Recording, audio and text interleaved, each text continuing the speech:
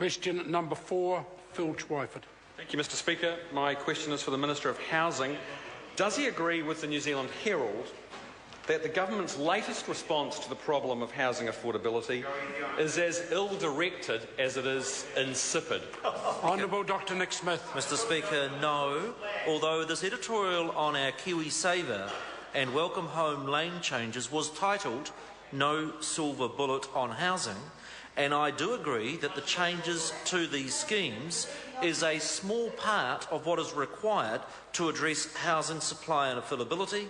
That is why the government has action, including 3 major bills before this Parliament. In respect of the KiwiSaver changes, more help was going to Southland and helping people get a home deposit than in Auckland, despite the fact that Auckland's got 15 times the population and 3 times the average house price. Our change in the price caps and also in the income caps will reverse that. In respect of the Welcome Home loan changes, that will increase by 3-fold the number of families that are able to get a first home. Supplementary question, Phil Twyford.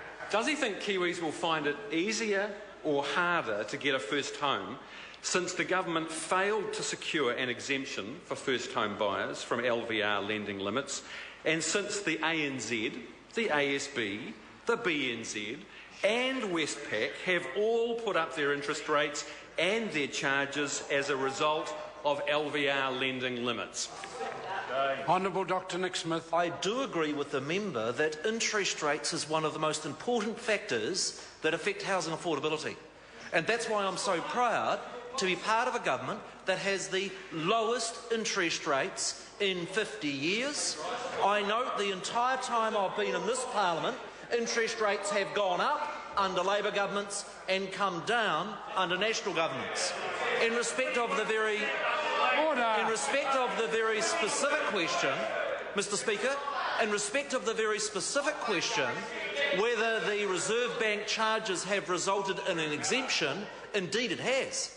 The Reserve Bank has said that Welcome Home loans will be exempted from the LVR limits, and that is one of the reasons why the government has trebled the number of Welcome Home loans.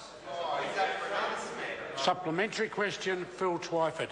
Does he agree with the Minister of Finance, who told the House that the lack of an exemption for first home buyers was not the fault of the government, but was in fact the responsibility of the Reserve Bank? And if so, is he calling the Reserve Bank Governor a liar, given that the Governor said use of these tools by the Reserve Bank was recently agreed in a Memorandum of Understanding with the Minister of Finance? And if so, does he think that the Minister of Finance is calling himself a liar when he said that the memorandum signed by the government provides 4 new measures for the Reserve Bank, including LVRs? Honourable Dr Nick Smith. Mr Speaker, the member shows an ignorance of the Reserve Bank Act, an act that was passed by the previous government, and that is that the decision of the Reserve Bank are independent of the government, and we respect that independence. In respect of what the Reserve Bank has said, I would draw his attention to the fact the single greatest factor the Reserve Bank said we needed to move on in respect of housing was supply, and particularly land supply. That's what the government's doing, and what the member and the members opposite are doing is actually trying to stop the government free up land supply and make houses more affordable. Supplementary question, Phil Twyford. Is he concerned that low to middle income first home buyers are going to be disadvantaged by LVR lending limits, given the reported comments of mortgage broker Sonia Reid, who says that banks will cherry-pick clients with those on high incomes and professional occupations likely to be preferred? Honourable Dr Nick Smith. Mr Speaker, as occurs on so many issues, we get contradictions between different Labor members. The first time I heard proposed that there should be LVR was... Order. I have a point of order from the Honourable Trevor Miller. Mr Speaker, yesterday we traversed on a pretty regular occasion what responsibility that Minister has for Labor Party policy, and we agreed there was none. And describing it is not his responsibility. Yeah, and I agree with the point of order that's been raised. I'm going to ask Phil Twyford to ask the question again and then ask the Minister to answer it. Thank you, Mr Speaker. Is he concerned that low to middle income first home buyers are going to be disadvantaged by LVR lending limits, given the reported comments of mortgage broker Sonia Reid, who says that banks will cherry-pick clients with those on high incomes and professional occupations likely to be preferred? Honourable Dr Nick Smith. Mr Speaker, the most important thing for low and middle income buyers wanting to get into their first home is actually the level of interest rates. The level of interest rates was such that when Labor left office, the average Kiwi household was paying $250 a week more in their interest payments.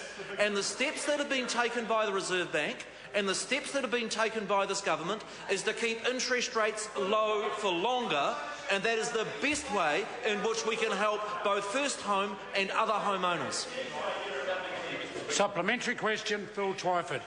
What action will the government take to help first home buyers who have already paid a 10% deposit but will not be able to complete their purchase before the 6-month grace period for LVRs ends, meaning that they will have to stump up an extra $50,000 or more within the next 6 months?